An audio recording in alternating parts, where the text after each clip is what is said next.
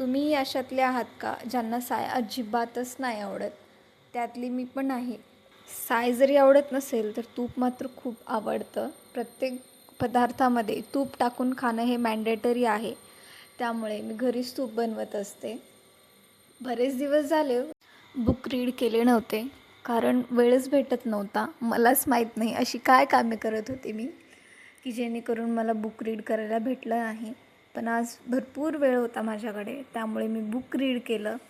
आणि नंतर सानूने जे काही हॉलमध्ये पसारा टाकलेला होता तो आवरून घेतला.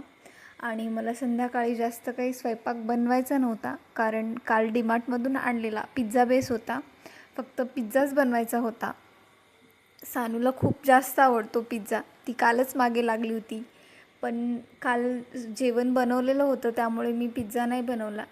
म्हणून आज बनवला. पिझ्झा सर्वांनाच आवडतो असं म्हणायला हरकत नाही. पिझ्झा खूप छान झाला होता. तुम्हीही बनवा आणि खावा. असा होता माझा आजचा दिवस. बाय.